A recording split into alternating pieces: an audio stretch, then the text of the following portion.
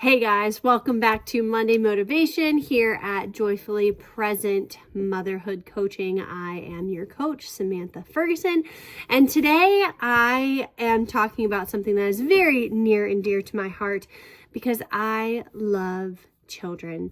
I believe motherhood is such a huge calling, and I believe God has put such a passion and a conviction upon my life to share how important motherhood is. And you don't become a mom most of the time. I'm not talking about exceptions because I'm an adoptive mother too, but most of the time it comes through pregnancy, right? Where I always usually talk about the rule and not the exception, but of course I don't ever want to leave the exception out, as the exceptions are always beautiful stories as well through adoption. But in motherhood, in order to become a mama, you gotta be pregnant. So I love talking about all things pregnancy and having healthy pregnancies, and I love supporting moms in that way. For those of you who don't know a lot of my history as far as me being a mother, I have 8 biological children, and I'm currently pregnant with number 9. I am due in March, and then we also have 2 older children that we adopted through the foster care system. So I love, like I said, talking about pregnancy. So that's what we're going to talk about today. The 3 topics that we're going to kind of delve into a little bit is exercise, specifically cardio during pregnancy, and how important that is. We're also going to talk about how important protein is and why during pregnancy and outside of pregnancy, but even more of how pregnancy is connected to, or protein, is connected to pregnancy and why it's so important. And then we're also going to talk about how to thrive in the holiday season, because I know that many people get off the bandwagon with their health and kind of use the holidays as an excuse to throw all caution to the wind, with Thanksgiving dinner and Christmas and all the Christmas cookies and everything. And then usually pretty quickly in the new year, they're like, oh, it's a new year, I'm going to start healthy habits. And we'll maybe do a video on that too, and how to set yourself up for success in maintaining healthy habits in the new year. But for now, we're going to talk about those 3 things and how we can maintain healthy habits during the holiday season too. So let's get started with the first topic of why exercise, and specifically cardio, is so important for your pregnancy and how to have a healthy pregnancy. So one of the first things that happens in pregnancy is you have this huge influx of blood. I think it's like, I should have looked this up before I started the video, but I think you get 40% increased volume of blood that your body is now processing. And as you, I'm sure, know that your liver is what detoxes your blood and it cleanses your blood. So a lot of times, morning sickness, not in every case, but a lot of cases, morning sickness is caused by that influx of blood that your liver is trying to process and to clean, because it has 40% more blood to process. Think of your liver kind of being, and maybe you, some of you who don't have pools won't get this, but it's similar to, I'll use the pool analogy, but it's similar to a sweeper vacuum as well. Don't mind the distraction in the background. So those of you who have a pool filter, Kobe, knock it off.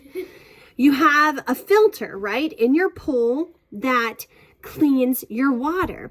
Well, if your filter gets full of algae and leaves and bacteria, whatever, it's no longer filtering out that water. Those things are passing through because the filter is full. Just like if you have a filter in your vacuum that cleans out and gets full of dust and those little tiny particles that don't go in the cartridge, that you end up throwing out. you're not getting your carpets as clean, or you're not getting your pool as clean. So you have to clean your filter and make sure that your filter is working properly in order for your water or your carpets to be clean. So same thing with our blood. When our livers are full of toxins and mycotoxins and everything, then our blood isn't as clean, and that's when we deal with issues. So liver detox is huge in pregnancy. But anyway, I wanted to touch on the liver part too, because a lot of people don't know that is a direct correlation to nausea. We just assume that, well, I'm pregnant, I'm going to be nauseous, when sometimes there is something that we can do for that. So look into detoxing your liver if that's something that you deal with. I'm going to pause this video because I just forgot that I wanted to bring 3 different things up to show you things that I use in my pregnancy to help me. And one is a liver detox, and I totally forgot. So I'm going to go grab those things so that they have them on hand whenever I refer to them. Okay. I also grabbed my water. The first thing is I am a Plexus ambassador. I absolutely love Plexus products. Now, I'm not going to be one of those representatives or ambassadors, whatever the term is for that company, and say ours are the most superior products and there's nothing like it and all the other ones are trash. I'm not going to say that to you. I'm sure that there are other many great supplement companies, but these products have really worked for me. I absolutely love them. I'm a part of an amazing God-fearing team that values the same things that I do as children, and putting God first and all of those things. So it's more than just a supplement company as to why I partner with them, but because I value what they value, and I just think they're a phenomenal company on top of having amazing products. So they just came out with it, probably not just come out, maybe a year ago, they came out with this Restore, and it is cellular detox support for the whole body, and it specifically targets the liver. So I started taking this. I mean, I sometimes take it when I'm not pregnant too, but especially when I'm pregnant to help my liver. This is what I use to do that. So back to the increase of blood. So what happens is basically your veins are in for a wild ride when you get pregnant, okay? Your blood volume skyrockets, and then with that, your blood pressure often rises as well, and your veins are stretching because they have so much more blood that they're trying to accommodate. And then along with that, a lot of times we deal with varicose veins that become an issue. So here's the good news though, okay? As our veins are like those balloons, like at birthday parties, and they're, blowing up this little tiny thing and making dogs and clowns and all kinds of stuff. Okay, but here's the good thing about, there's good news, is that exercise, and specifically cardio, can help the blood flow through your veins. Okay, so when you're doing cardio and your heart is pumping, right? You're increasing your heart rate because you're exercising and doing cardio. For those of you who don't know, I'm assuming most of you know, but cardio specifically is when you are doing exercises to increase your heart rate. So it doesn't have to be intense, okay? Just increasing your heart rate. There's lots of cardio videos, going out for a walk, not like a brisk, gentle walk, but like a walk to get your heart pumping and your blood flowing, okay? So we're targeting, and the goal is to get an elevated heart rate, okay? Elevate your heart rate. And basically what happens is when we're doing that, we are preventing from basically pools of blood settling in our veins, and we're keeping things moving, okay? And stopping those pressures or pockets of blood that are occurring, okay? So we want to keep it flowing, all right? So then what that does is prevent, now not all the time, but it really does help with those varicose veins that can be lifelong souvenirs from pregnancy. So to avoid that, let's work on cardio. Okay, so I'm going to grab my notes here that I took. So cardio helps to prevent gestational diabetes, okay? The other thing it does is it can lower your risks of having preeclampsia. And preeclampsia can also turn into a preterm labor. And we want that baby to stay in there as long as possible to keep cooking and that they are fully developed and not going to preterm labor. Okay, another thing is it boosts blood flow, which we talked about, and also helps oxygenate, because that's how we're getting, right? Our blood carries oxygen through our bodies, and it helps to deliver our baby as well, right? It supports healthy heart and lung development of the baby. Okay, so we're not only helping ourselves and making sure our bodies, we're literally training our bodies to handle labor and delivery better, but we're also helping our babies to develop their lungs and their heart as well, which is huge. You build, I already talked about this a little bit, talking about building stamina for delivery, okay, but it also helps your postpartum too, okay, because it's so important that those first 6 weeks that you really just take time to rest with your baby. A lot of times women want to jump back into that and get rid of all that extra baby weight, and you finally feel better because you're not carrying around this huge baby and you just want to get back into it. But please, mama, just take that time. The 6 weeks is so short of a time compared to the rest of your life that you can get back to exercising, get back to your fit body. Just enjoy holding your baby and snuggling with those 6 weeks, and then get back into the exercise once that, and your body really does need that healing process too. Also, when you do cardio and exercise in general, it improves your mood and it lowers your stress levels, okay? So that is why specifically cardio, but really any exercise that you're willing to do is going to be so beneficial for your pregnancy. So please take time to get cardio in. Muscle training, which maybe I'll do a whole nother video on that, is so important too. But I really wanted to talk about specifically how cardio can help pregnancy. So item number 2 that we're going to talk about is why protein is so important in pregnancy too. And I have my notes here for this as well.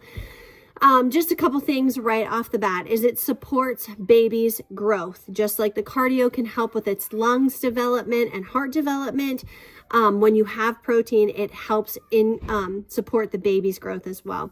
It stabilizes your blood sugar when you have protein, okay? So basically every meal, every snack, everything you have, you want to anchor it on protein, because the protein is what allows you to basically get rid of the fat and carbs that you're having too. It's anchored onto that, and then you're not holding on to the carbs or the fat that you're eating as well, okay? So stabilizes your blood sugar with that protein. It keeps your energy up, okay?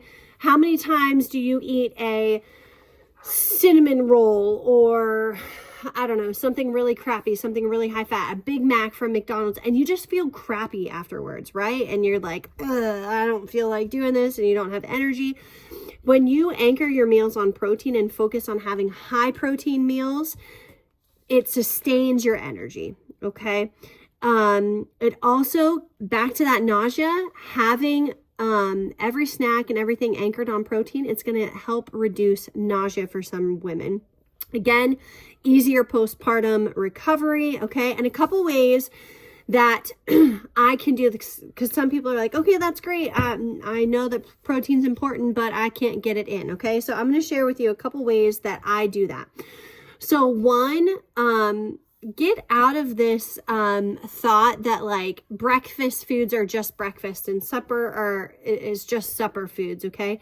If we're eating healthy, we really can eat whatever time in the day, okay? So sometimes I'll have eggs for dinner. Sometimes I'll have steak for breakfast if that's what I'm feeling, okay? But we're going to talk about eggs too. So eggs are good sources of protein. However, like for me, I'm a pretty big eater. So I could eat 4 or 5 eggs and not even blink an eye at it, right? Especially if they're scrambled. So what I do is, instead of having those 4 or 5 eggs, I take my 2 eggs because it can be a lot of fat in the yolk, right? So I take my 2 eggs and then I put egg whites with it. So I'm getting a bigger portion, focusing on lean protein in the egg whites, but I'm still getting that good healthy fat from the egg yolks as well, okay? Whenever I have yogurt, which yogurt is it's so versatile. You can freeze it. You can mix basically any flavor you want, strawberry, peanut butter, chocolate, anything into yogurt. But if I have my bowl of yogurt in the morning, I mix in protein powder in it. One of my 2 favorite protein powders are again from Plexus. One is the creamy vanilla and one is the chocolate. They also have seasonal ones that I absolutely love. Pumpkin in the fall, and then they have, I think, like a chocolate or a white peppermint in the winter time. And what's the other? Oh, snickerdoodle. Okay. But I put a scoop of this in with my yogurt that I have. Okay. So I'm getting extra protein in with yogurt, and yogurt's a great source of protein as well. And then on top of that, I always have a protein shake. So if I happen to have a meal that doesn't have a ton of protein in it, I can always add a protein shake on the side as my drink to get that extra boost of protein. Next way is always, again, anchor every meal on lean protein in all forms. I kind of gave you some ways for your traditional breakfast food, but like white chicken is really lean protein. Venison is a really great source of protein. Turkey. So try to have those things as additives as needed. So like if you're having a delicious salad, make sure you throw some chicken on there or some tuna. That's another great one. Make sure it's a lean one. Salmon's really good. So add anything like that to salads is another great way. And then also when you're snacking, have high protein snacks. Again, we talked about yogurt. You can freeze it. What else? Get cheese and all kinds of things you can find that have high protein snacks. There's high protein crackers, like I said, smoothie drinks, lots of things that have high protein. So choose those snacks. And again, when we have like veggies or something, that's all really good, but it's got to be anchored on protein. So make sure that you're getting in protein as you're hopefully snacking healthy too with, your apples. Add some peanut butter, or celery, add some peanut butter. Peanut butter is not a huge protein, but at least it has a little bit of it in it to anchor that fruit or vegetable. Okay. So this is kind of getting us into the idea of how do we eat healthy over the holidays. Okay. The biggest thing, just give yourself some grace. Okay. If you indulge in a few sugar cookies, don't let it rock your world. It's good. Enjoy them. And then the next day we're focusing on healthy habits. Okay. Your healthy diet is not going to be completely ruined when you choose to have a couple cookies at, a Christmas party. But the point is, don't be like, well, because I had one, I guess I can have 10. No, just take it easy. Take the couple that you want and then get back on the bandwagon. Don't fall into the all or nothing mentality. Okay. So give yourself grace, enjoy the cookie or the, whatever your, guilty pleasure is. Okay. Just don't overdo it. Okay. Because when we have that mentality of all or nothing, then we just indulge in everything, or we deprive ourselves constantly. And then have this depravity mindset. And then eventually it doesn't last long. Right. So we want a habit that we can maintain. First, we already talked about this. Same thing applies over the holidays. Fill your plate with protein first. Okay. Fill your plate with protein first. It stabilizes your blood sugar and it keeps you feeling satisfied. Okay. Also, choose real foods. All right. Choose real foods before the sweets and all of the extra stuff. Okay. So your fruits, your vegetables, those things first, and then get to the snacks. And one other tip is you want to hydrate it intentionally. Okay, so a trick is drink a big glass of water before you go to eat. Another thing, last shameless plug with Plexus. is they really are founded on gut health and having good gut health products. But these, and probably some of them are upside down, is their slim hunger control. Okay, so not only drink water, but if you want to drink one of these, they are delicious. They have black cherry. This one, oh gosh, brain fart, sweet tea, and blood orange lime. This is my favorite. And drink one of those, and it helps stabilize your blood sugar, and it has fiber in it, which will keep you feeling fuller longer. So hydrate. If you want to add one of these, bonus on top of that. My last tip, not number 4, slow down and just enjoy your food. I feel like we're always like, no. Just slow down, enjoy your meals, enjoy this time as a family. God gave us food to celebrate. We should love eating and love the food that we, that God gave us to enjoy. Enjoy it. Don't feel guilty about it. Do it in moderation. Use these tips that I showed you about protein and real food and hydrating. Use all of these healthy habits, but enjoy the food, enjoy the atmosphere, and just be present. Be present in these holidays and enjoy it. Yeah, so that's my spiel on all the things healthy, pregnancy, and how to enjoy the holidays.